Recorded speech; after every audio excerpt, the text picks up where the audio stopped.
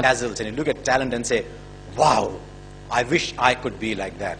And yet you find that excellence is not about talent alone. In fact, a major part of excellence has nothing to do with talent. And in course of time, once you go beyond a certain level, ability or talent is the most useless virtue to possess. It's what you do with that talent that matters. And that's why he used a word, Mukesh used a word that I love, attitude. Beyond a point, it is attitude that counts for far more than talent. Because talent breeds an ego. And talent never solves problems beyond a point. And I was fascinated by something that Sandy Gordon said when we were doing a program together. Because I had seen a lot of young cricketers, extremely talented, who the moment they faced a roadblock did not know what to do. Because they had never had to struggle to succeed. They always used their talent to succeed. And Vinod Kambli is an example of that. The moment Courtney Walsh bounced him in Bombay, he was 22 years old. Was he? Yeah, he was 22 years old then. In 1994, he was 22 years old. Didn't know what to do, did not play a test match after that. His last test match was when he was 22 years old. Just did not know how to play the bouncing ball because talent had solved everything for him before. In the Australian Army, when they are, and this is something that doesn't come from sport, but it's something a sports scientist told me, that when they're building an elite core team, they look at your career record, your track record, and if you've never failed, they don't pick you.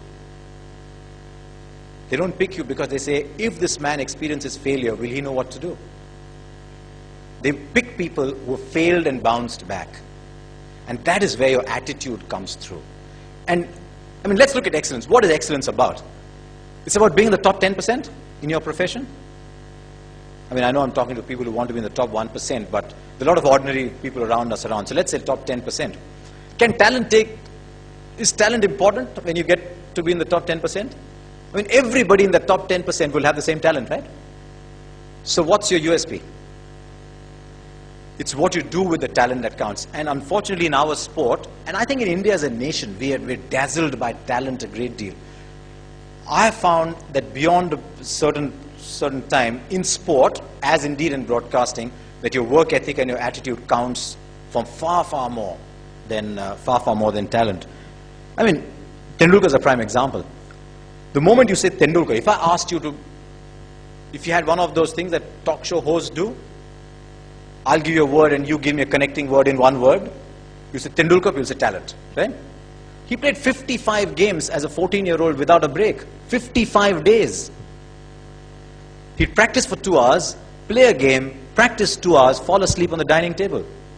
And do that 55 days in a row. That's attitude. You know, we think, and this is something we talk about in our corporate lectures as well, where we advise against talent. When Tendulkar was born, it wasn't that this nurse picked him up and said, here, Mrs. Tendulkar, here's 70 hundreds for you. Yeah? It isn't Tendulkar's talent that's produced 70 hundreds. It's his work ethic, it's his attitude, and more than anything else, when you reach the top, it's his passion to perform. And that counts for far more. The attitude and the passion counts for far more than ability. Ability opens the first door.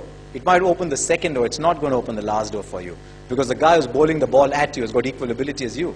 He's not going to run up to bowl and say, oh, sorry, you're a genius. Sorry, I'll give you a simple ball. Which is what India's bowlers did in 1948 when they went to Australia.